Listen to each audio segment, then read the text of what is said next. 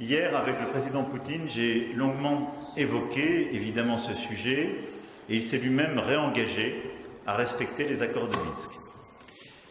Et je veux ici vous remercier de m'avoir confirmé à l'instant, lors de nos échanges, de manière très claire, votre volonté de mettre en œuvre ces mêmes accords.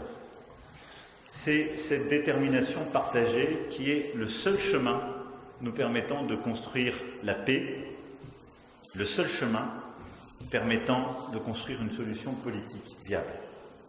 Les accords de Minsk sont aussi la meilleure protection de l'intégrité territoriale de l'Ukraine. Sur la base de ce double engagement, russe et ukrainien, nous avons désormais la possibilité de faire avancer ces négociations.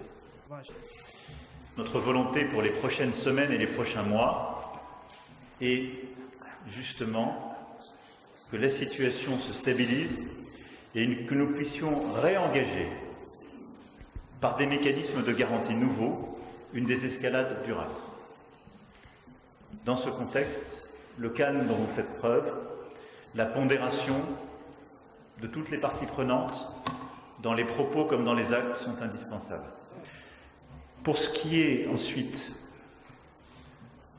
de la discussion sur la question plus militaire et sécuritaire, nous avons, comme je l'ai dit très précisément hier, échangé avec le président Poutine. Il m'a dit qu'il ne serait pas à l'origine d'une escalade.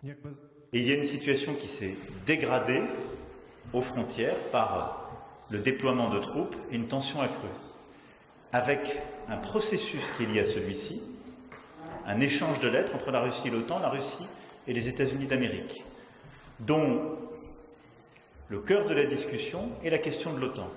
Je sépare les deux sujets à dessein, car ils sont historiquement séparés. La question sous-jacente qui est posée, c'est celle de la sécurité collective, des mesures de transparence, de confiance, de désescalade dans toute la région. Donc chercher, en lien très étroit avec l'ensemble de nos partenaires européens et nos alliés, à faire respecter nos valeurs, l'importance de la souveraineté et de l'intégrité territoriale dans la région, et à amorcer un nouveau processus. Mais ce sont les jours, les semaines et peut-être les mois qui viennent qui nous permettront ensemble de le faire. Je viens aussi à Kiev dans ce climat régional que j'évoquais de grande tension pour marquer la confiance que nous avons dans la résilience de l'Ukraine et de son économie. C'est pourquoi nous avons décidé de mobiliser près de 1,2 milliard d'euros sous la forme de garanties pour financer des projets supplémentaires. Plusieurs ont été signés ou seront signés ce matin, et de montrer ainsi notre confiance dans votre économie, dans les projets, qui est un gage de la stabilité de tout le pays.